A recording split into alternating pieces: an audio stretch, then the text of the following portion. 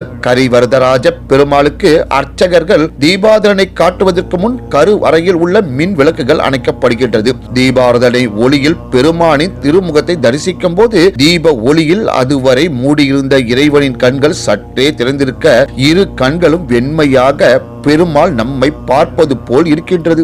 அந்த ஒரு கணம் நம்மை சுற்றி நடப்பது எல்லாம் மறந்து போய் இறைவனுடன் நாம் ஒன்றி போய் நிற்க வைக்கும். புத்திர பாக்கியம் வேண்டி வருவோர், திருமண தடையால் கவலை அடைந்தோர் இப்பெருமானிடம் வேண்டி தமது வேண்டுதல்களை நிவர்த்தி செய்து கொள்கின்றனர். கரிவரதராஜ பெருமாள் 27 நட்சத்திரங்களில் இறைவன். தங்கள் பிரார்த்தனைகளை மனதில் நினைத்து பக்தர்கள் 27 ரூபாயை இறைவனின் பாதத்தில் வைக்கின்றனர். இதேபோல் 9 நாள் 9 வாரம் என்று வேண்டிக் கொண்டு பிரார்த்தனைகள் செய்தால் வேண்டுதல் நிறைவேறிவிடும். தங்கள் ஜென்ம நட்சத்திரத்தில் 27 மாதங்கள் வந்து வழிபட தடைப்பட்ட காரியங்கள் அனைத்தும் நடைபெறுகின்றன. இங்குள்ள இறைவனின் ஜென்ம நட்சத்திரம் அஸ்தம். எனவே அஸ்த நட்சத்திரத்தில் பிறந்தவர்கள் இங்கு வந்து சிறப்பு பிரார்த்தனைகள் செய்து பலன் பெறுகின்றனர். இங்குள்ள உற்சவர் சத்திய நாராயண பெருமாள். இக்கோவிலின் மற்றொரு சிறப்பு அம்சம் சந்தான கோபாலகிருஷ்ண விக்கிரகம். குழந்தை பேர் இல்லாதவர்கள் இக்கோவிலுக்கு வந்து சந்தான கோபாலகிருஷ்ணனை மடியில் ஏந்தி சீராட்டி மகிழ்ந்தால் விரைவில் வீட்டில் மழலை செல்வம் தவழ்வது நிச்சயம். இங்கு பூமியில் கண்டெடுக்கப்பட்ட வராக ஆஞ்சநேயர் கொடி மரத்தின் அருகில் தனித்த சந்நிதியில் பிரசிட்டை செய்யப்பட்டுள்ளார்.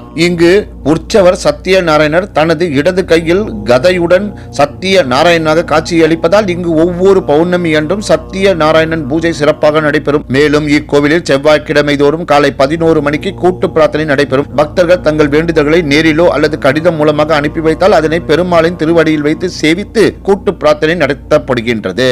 இப்பேற்பட்ட சிறப்புமிக்க கரிவரதராஜ பெருமாள் ஆலயத்துக்கு நாமும் ஒரு முறை சென்று பகவானை தரிசிப்போம், சகல சௌபாக்கியத்தை பெறுவோம். இந்த ஆலயத்துக்கான முகவரியை இந்த திரையில் உங்களுக்காக கொடுத்துள்ளேன். பயன் பெற்றுக் கொள்ளுங்கள். நன்றி, வணக்கம், வாழ்க வளமுடன்.